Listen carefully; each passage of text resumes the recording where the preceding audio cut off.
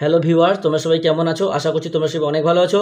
আজকে আমি তোমাদেরকে ষষ্ঠ শ্রেণী গণিত প্রবাহ এই বইটির 34 নম্বর পৃষ্ঠার 5, 6, 7, 8 এই 4টে দাগের অঙ্কগুলো সমাধান করে দেখাবো। তোমরা ভিডিওটা প্রথম থেকে শেষ পর্যন্ত মন দিয়ে দেখতে থাকো, ঠিক আছে? আগের সমস্ত পৃষ্ঠা আমি সুন্দর করে বুঝিয়ে সমাধান করে দিয়েছি। যারা এখনো দেখোনি, আজকের ভিডিও ডেসক্রিপশন বক্সে প্লেলিস্টের লিঙ্ক দেওয়া আছে, ওখানে ক্লিক করে ভিডিওগুলোকে দেখে নেবে। ভিডিও শুরু করার আগে তোমাদের কাছে একটা ছোট্ট অনুরোধ করবো, যারা এখন আমাদের এই চ্যানেলটাকে সাবস্ক্রাইব করেনি তারা প্লিজ চ্যানেলটাকে সাবস্ক্রাইব করে দেবে।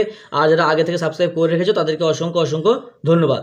এখানে দেখো আমাদের বলছে ছোট থেকে বড় মানে ঊর্ধ্বক্রমে সাজাতে বলছে। দেখো বন্ধুরা, এরকম টাইপের অঙ্ক কিন্তু আমরা আগে প্রচুর করেছি, ঠিক আছে?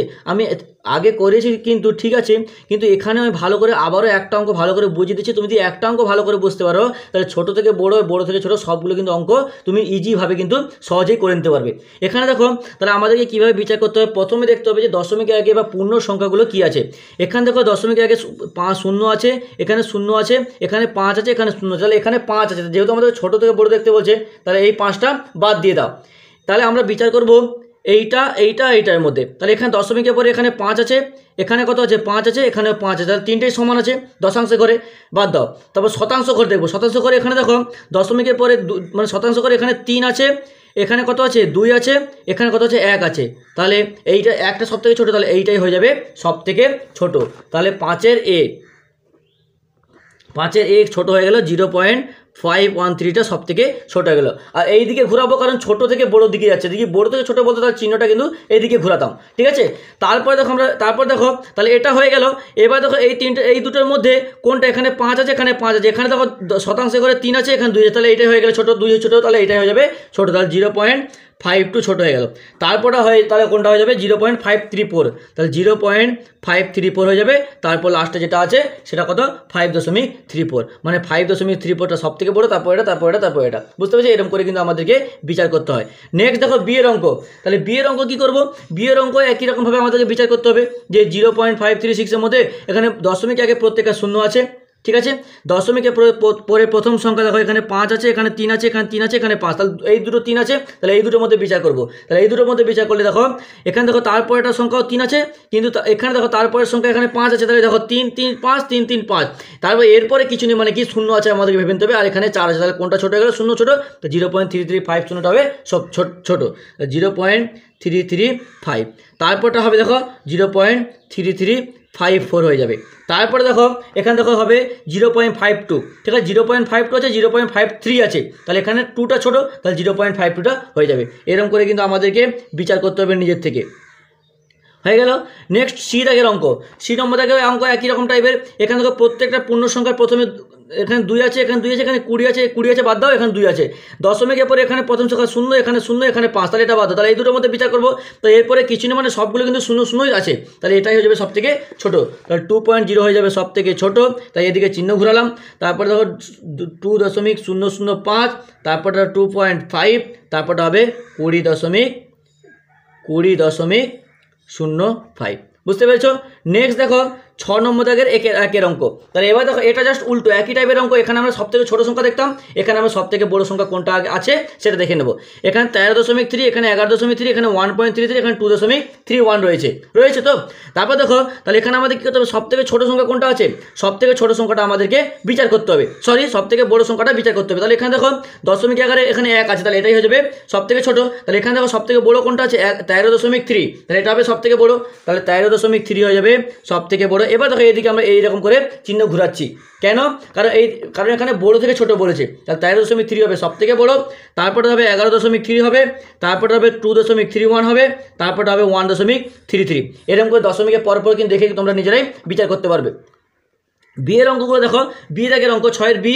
এর দশমিক আগে দেখো এখানে 37 দশমিক আছে, তাহলে 37টা আছে পূর্ণ সংখ্যা, তাহলে 37টা সব এখানে বড়ো, তাহলে এটাই হয়ে যাবে সব থেকে বড়ো সংখ্যা, 37.30 সব থেকে বড়ো।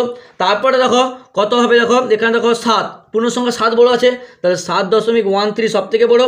তারপরে 3.07, তারপরে 3.007।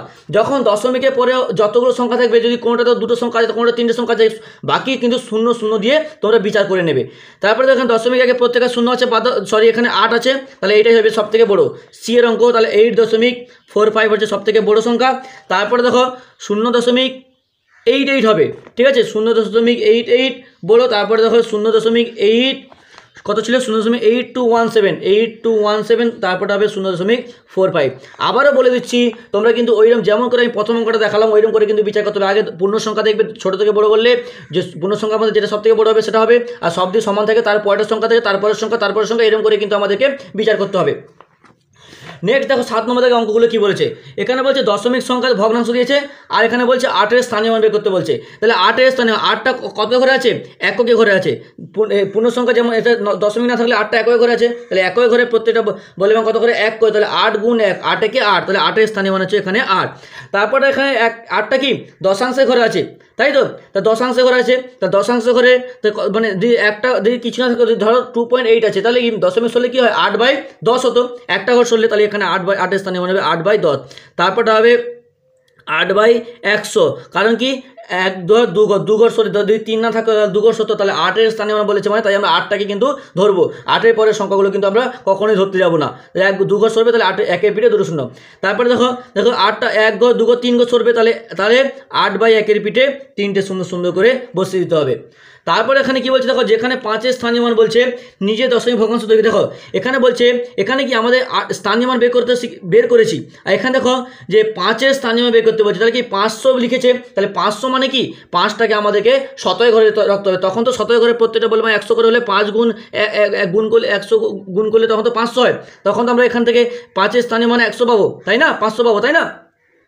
তাহলে এখানে দেখো 5টা একই ঘরে রয়েছে, তাহলে আমাদেরকে এমন একটা সংখ্যা বসতে হবে যেখানে 5-এর স্থানীয় মান কিন্তু যেন 5-এর স্থানীয় মান যেন 5 হয়। তাহলে আমি ধরো বসিয়ে দিলাম, ধরো আমি তোমার বসিয়ে দিলাম যে 125.3, তাহলে এখানে 5-এর স্থানীয় মান কত হবে, তুমি যদি এখান থেকে বের করো তাহলে 5-এর স্থানীয় মান কত হবে 5 হবে না, 5 গুণ 1 5 একে 5, 5টা একই ঘরে রাখলাম। তারপরে ধরো 5/10 মানে কি আমাদের 10 মানে কি দশাংশে করে 10 বসে, তাহলে আমাদের একটা সংখ্যা বসিয়ে দিচ্ছি, ধরো 243 বসিয়ে দিচ্ছি, 243.5 বসিয়ে দিচ্ছি, তখন তো 5টা সরালে তো 5/10 হবে, তখন তো আমরা 5-এর স্থানীয় মান 5/10 পাবো, তাই না। এখানে স্থানীয় মান দিয়ে দিচ্ছে, আমাদেরকে ভগ্নাংশটা দশমিক ভগ্নাংশটা তৈরি করতে বলছে। তারপর ধরো 5/100, তাহলে আমি একটা সংখ্যা বসিয়ে দিলাম, ধরো 822। এখানে যেহেতু নিচে দেওয়া আছে তাহলে পূর্ণ সংখ্যা না ভাবতে, এখানে দেখো শুধু 500 দেওয়া ছিল, নিচে কিছু ছিল না, তার মানে এখানে ভেবে নিতে হবে আমাদেরকে পূর্ণ সংখ্যায় রয়েছে। আর এখানে দেখো তাহলে আমাদেরকে 5/100 আছে মানে কি একের পিঠে 2 0, মানে কি 5টা কোথায় বসবে, 5টা হবে দশমিকের পরে 25 বসবে, মানে তখন 1 ঘর 2 ঘর সরলে 5/100 আমরা ভগ্নাংশে লিখতে পারি। তারপর 5/1000 আছে, তার আমরা লিখে দিতে পারি 278.395, তাহলে 3 নম্বর ঘরে লিখলাম, সহস্রাংশের ঘরে লিখলাম, তখন তো সরলে 5/1-এর পিঠে 3টে শূন্য হবে।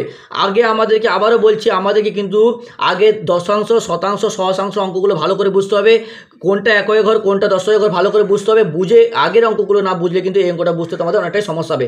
আগের অঙ্কগুলো আমি প্রচুর সুন্দর করে বুঝিয়ে দিয়েছি, যদিও না দেখে থাকো আজকে ভিডিও ডেসক্রিপশন বক্সে আমি লিঙ্ক দিয়ে দিলাম, ভিডিওগুলো অবশ্যই দেখে এসো। আশা করছি তোমাদের অবশ্যই ভালো লাগবে, আর তোমাদের বুঝতে কোনো রকমের সমস্যা হবে না। এরপরেও যদি তোমাদের কোনো রকম সমস্যা হয় আমাকে তোমরা কমেন্ট করে কিংবা কমেন্ট করতে অসুবিধা হলে আমার যে কোনো কমিউনিটি পোস্টে কমেন্ট করে জানাতে পারো।